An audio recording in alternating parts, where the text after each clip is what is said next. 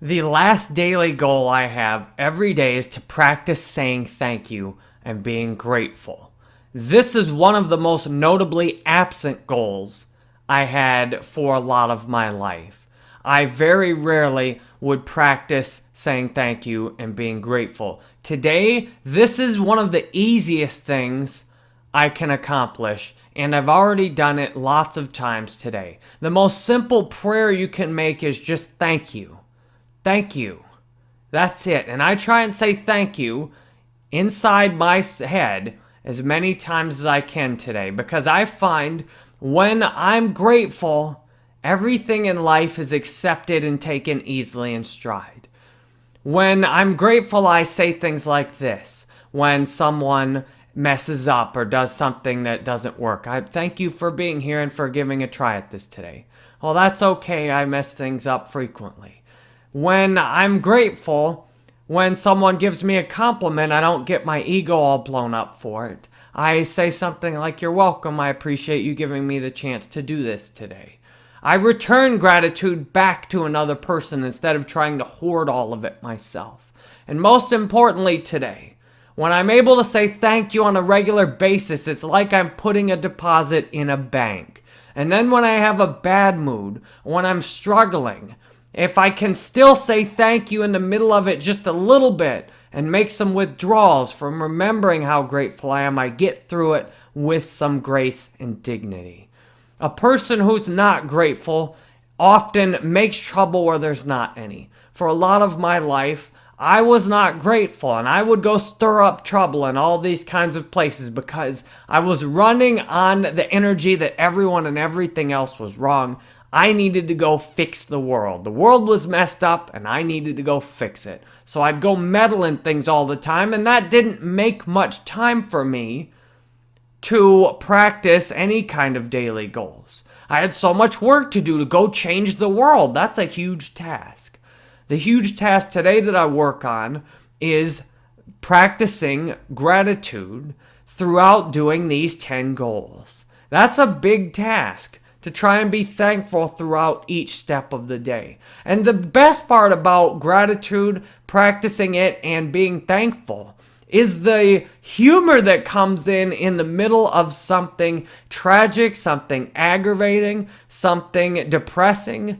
Practicing gratitude in the middle of those bad things brings this humor element out that you can see in comedy when there's a comedian up on the stage who's making jokes about something that sounds awful, like how they went to prison or how they got their butt kicked, and we're all sitting here laughing at it. That's the power of gratitude and being thankful. When you're thankful, you can be grateful in the middle of something that stinks and just have this peace about you that comes around. For example, a family member was having a hard time last week, and I was grateful to get to have that chance to even be there with that family member having a hard time. And in the middle of the stress and struggle of the family member having a bad time and my reaction to it, combined with gratitude, it made the situation often very funny. Like, how ridiculous is this right now? How funny is this right now? And that adds a lightheartedness that you often see children have. They have a lightheartedness about them most of the time, as if things aren't that heavy. Life really stinks when it feels like it's a burden to be alive. Like you're somehow taking up air from everyone else. Like you're somehow taking up space in the world someone else could use better. When I say thank you today, I have very few of those feelings. When I practice gratitude in the form of every night, I get down on my knees and thank God as I understand or don't understand more accurately. I am thankful for getting to experience that day. Now that's kind of my reality check at the end of a day, a pre-bedtime routine. Today I've already said thank you a whole bunch of times. My wife just called to say she had put an offer in on a house. And there you can see how gratitude works really well also. You can hear my dogs barking in the background. Now, my first reaction is of aggravation. That's my default programming. My default programming is to get aggravated, to say, no, those dogs shouldn't bark, damn it, no. You're ruining my video. Now, that is not something I can easily change over time when I've been reacting that way to things for 20 years. The second thought, though, I can control that. And in the very short time where you heard those dogs barking, my initial reaction, stress up, annoyance, right after that, a thought of gratitude. Thank God those dogs are alive today. And you can see right here that just happened while I was talking with you.